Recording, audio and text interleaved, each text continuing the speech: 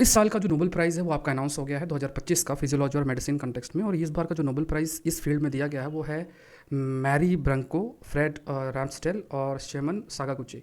तो ये तो पर्सन है जिनको दिया गया है, किस फील्ड में दिया गया है, किस डायरेक्शन में इन्होंने काम किया है।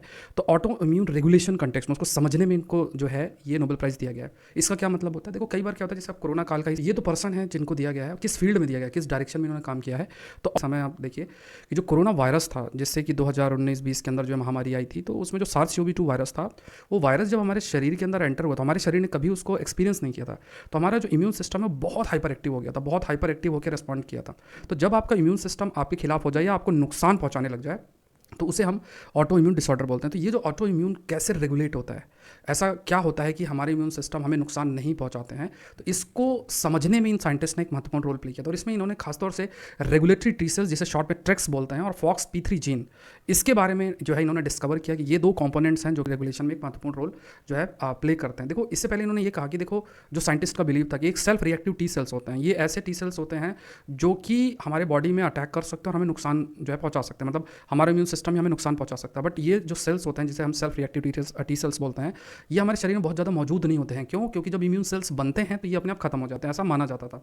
लेकिन इसके बावजूद जो दूसरे साइंटिस्ट हैं उन्होंने कहा कि अगर ऐसी स्थिति है तो ऐसा क्यों होता है कि कई हेल्दी जो इंडिविजुअल्स हैं उनमें भी ये सेल्फ रिएक्टिव टी सेल्स मौजूद हैं।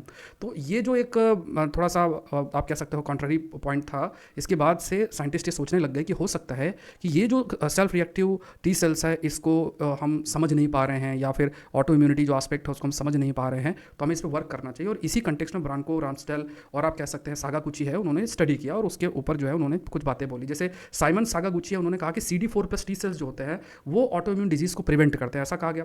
फिर मैरी ब्रंको, फ्रेड जो रैम्स्टेल हैं, ये दोनों हैं, इन्होंने कहा कि एक्स क्रोमोसोम के अंदर कुछ ऐसा म्यूटेशन होता है, मतलब कुछ बदलाव होता है जिसकी वजह से FOXP3 जीन जो मौजूद है वो अफेक्ट होती है।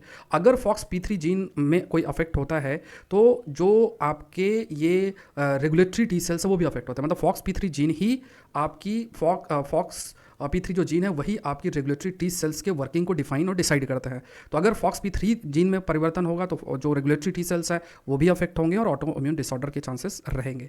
तो यहाँ पे समझा जा रहा है कि अगर हमने ये इम्यून थेरेपी या इम्यून सिस्टम कैसे काम करता है इसको अगर हमने समझा तो फ्यूचर में जाके बहुत सारे ट्रीटमेंट के लिए इसका इस्तेमाल जो है वो किया जा सकता है। एक इंपॉर्टेंट डिस्कवरी है। अगर आप सिविल सर्विस की तैयारी कर रहे हैं अनअकैडमी से जरूर से जुड़े, बहुत इंपॉर्टेंट ऑफर्स चल रहे हैं, मेंस स्पेसिफिक कई कोर्सेज भी चल रहे हैं। निश्चय जो आपका मेंस प्रोग्राम है उसका भी आप हिस्सा जरूर से बने।